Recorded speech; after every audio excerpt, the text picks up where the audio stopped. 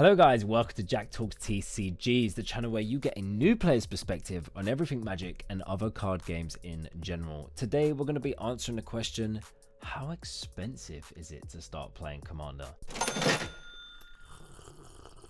Now, as someone who's recently got into the game myself, I thought I could shine some light on this topic and go into some of the realities of the costs involved with playing the game. Also, I believe a lot of people make the mistake of thinking all they need to do is go buy their first precon, they're going to be able to whip their deck out the box and start playing.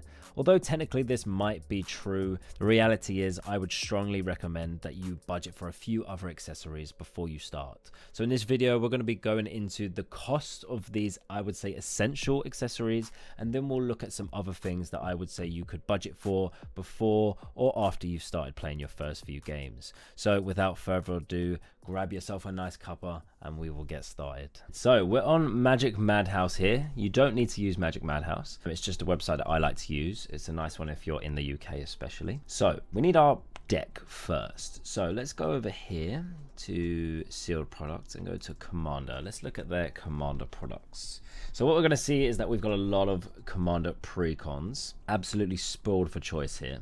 We've got our newest set of Commander precons here, the Outlaws of Thunder Junction, like the Cowboy set. We got our Universes Beyond. These Ixalan ones are fantastic. These are the ones that me and my cousin started with. Really nice. They're all based on certain tribes, so they're all creature based, which I think is really, really fun. So yeah, we've got lots of different options. If Universes Beyond is what brought you into Magic, it's what kind of made you interested because there's a certain IP you really love and you can warrant paying a little bit of extra money. Well, they're not always actually that much extra money. Some of them are, some of them aren't. Like these Fallout ones, very reasonable prices. These Warhammer ones, they're a little bit more expensive, as you can see. But, you know, if you're going to have way more fun playing those decks, then go for it. But stuff like this, $77.95 for the Lord of the Rings, not for your first deck. This whole point of this deck is just to get us playing. So we've got loads of different options. I'm not going to go into which one is going to be the best option for you. A lot of it is going to be down to the individual. And there's also lots of different things that make a deck good. So there's bang for your buck. Some decks have really expensive reprints in them, which makes them obviously good value for money. Then you've got decks that are just very, very well built. They play very well. They're very competitive. So those are always going to be good options as well. And then you've also got play style preferences, color preferences, artwork preferences, which is also a really big one, especially for me and people in my play group. So there's lots of things to consider. So we're not going to go into detail of all these things just because there are other videos on YouTube that are available to you that break down this in a lot more detail than I would.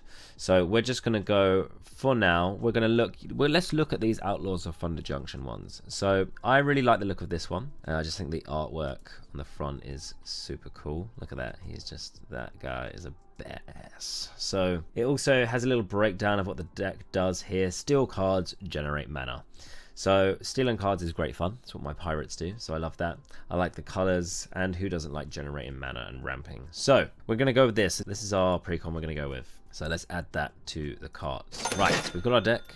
Now we need to get ourselves some sleeves. So we're going to come here to standard sleeves. Now, I personally really like Dragon Shield, so I'm going to filter to Dragon Shield here.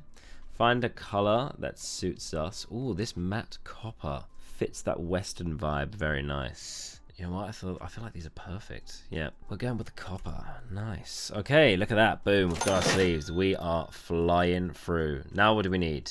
Deck box. So, deck box, accessories, deck boxes. Right, let's have a little look here. So we've got a few options for deck boxes. Cheaper ones, more expensive options. Cheaper ones, these Ultra Pro ones are... I mean, Ultra Pro is a really good brand. So even though the deck box is a little bit cheaper, those ones, they are still going to be good enough. They're going to do the job. So we've got lots of options. Ones with nice artwork on stuff as well. However, I really like Ultra Pro's Saturn Tower and Cubes. So I'm actually just going to type in Ultra Pro. The cubes are the smaller ones and they don't have the tray underneath for transporting dice, but they're a little bit smaller and they're easier to transport, so I do recommend those. But if you want the little tray at the bottom that you can get the towers, I like both, but I'll probably stick to the cubes, I reckon. So hot pink, yes. The orange, of course, the orange is going to go perfect with our sleeves, so we're going to get that. Boom. Right, so we've got our deck, we've got our sleeves, and we have our deck box. Now we need some dice. So for dice, Magic Madhouse's options aren't great. So we're actually going to go Amazon. So we're on Amazon. So we're going to look for some nice dice. So we're just going to type in dice. Okay, now we don't need to go crazy for our first dice. I mean, these would probably do absolutely fine. These ones look quite nice as well, but this is Amazon's choice. You know what? Let's go with that. So yes, add that to the basket. Wonderful. $5.99 for those dice. So in total, we've got $5.99 plus what's in our cart here. So let's have a little look. So in total, we are looking at $57.60. Is that with postage? Okay, so it's probably a little bit more postage. So let's say 60. 60 plus the $5.99. So £56. God, I can't do math. So that's a little bit more of a realistic look of how much it's going to cost. So a little bit more than you probably originally thought. And these are just for the essential things. Now you could do this a little bit cheaper as well. So let's go to a different basket where we look at a slightly different cheaper options for each one. So we've got some cheaper sleeves, a cheaper deck box, and a cheaper precon. Starting off with our sleeves, we've got the Ultra Pro gloss sleeves. These are a little bit cheaper than the matte ones, and they're Ultra Pro, they're not Dragon Shield. So these are still good sleeves. Ultra Pro are a really, really good brand. The shuffle feel won't feel as nice on the gloss sleeves, in my opinion, but they are a little bit cheaper. These ones are about £6, so almost half the price. So I thought they would be a nice little alternative. Then we've got a cheaper deck box, again, Pro again. So you're going to still get a fairly decent, definitely not going to provide the same amount of protection as the towers and the cubes, but still decent enough to do the job and will definitely get you started. Half price, £10 less. Almost around, I'd say, £20. It's not bad at all. So if you are looking to get started and take a little bit of a cheaper plunge, then this would be definitely a good alternative. Now we are gonna go into some other stuff that you may want to consider after maybe playing your first few games. So the first thing here we've got is playmats. Now playmats essentially act as another layer of protection and provide you a alternative to putting your cards down on whatever surface you're playing on. And also they look awesome. Okay, they really do. I love a good playmat. So as you can see here, we are on the Magic Artwork playmats. Ultra Pro do some really good ones. Typically they'll release some to go with whatever set is currently out at that time. So this is like the latest ones, which was like the Fallout ones. So really nice if you've got like a Fallout precon, or you just like Fallout and you like the playmat. There's no better ones, worse ones. So just get one that you like the look of.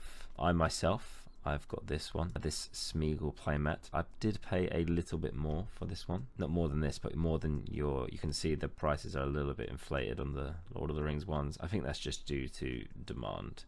But I bloody love Smeagol, so I had to get myself a mat with him on it. But it doesn't matter, get whatever one that you like the look of. Okay, so this second thing we're going to be looking at is a table. Now, for those that are playing at a local game store, this doesn't really apply to you, but if you're playing at home, you may not have access to a table.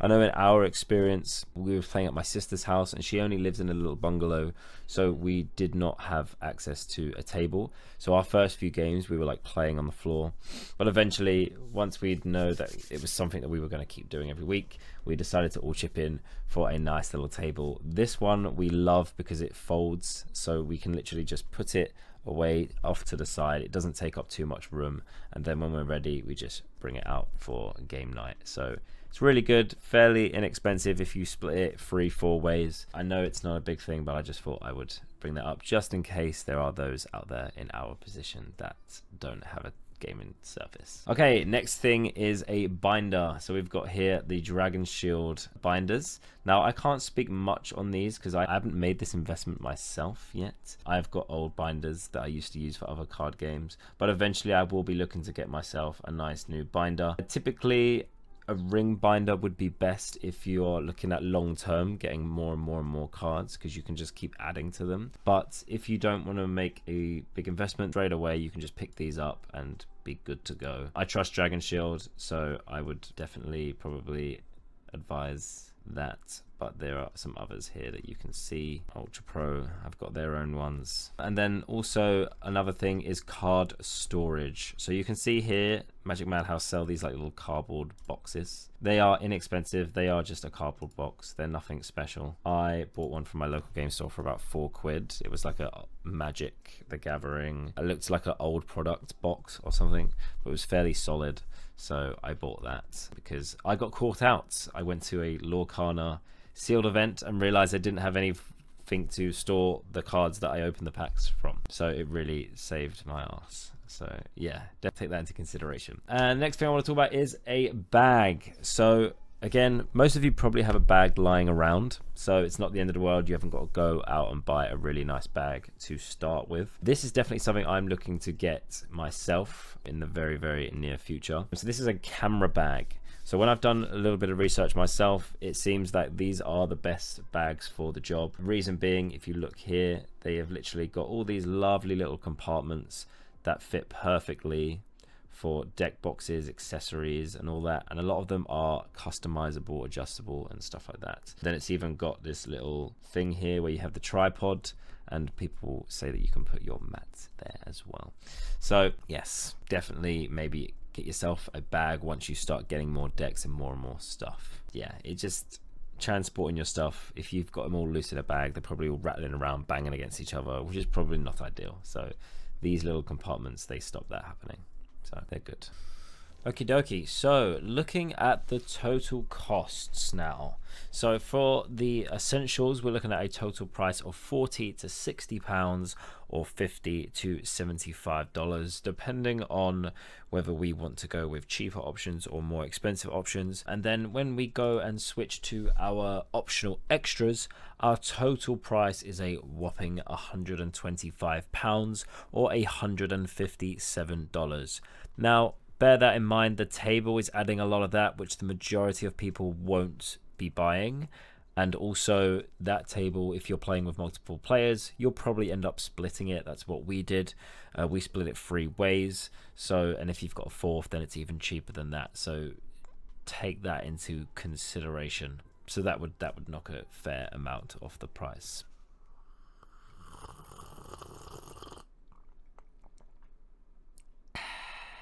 Now guys, if you're still yet to take the leap, I highly recommend that you check out the video on my journey into Commander, where you will get a new player's perspective on the game. Once you've done that, you can check out my top 5 tips for brand new Commander players, as I'm sure you'll find this very useful. Other than that, that is the end of today's video, and I will see you all again in the next one. Cheers.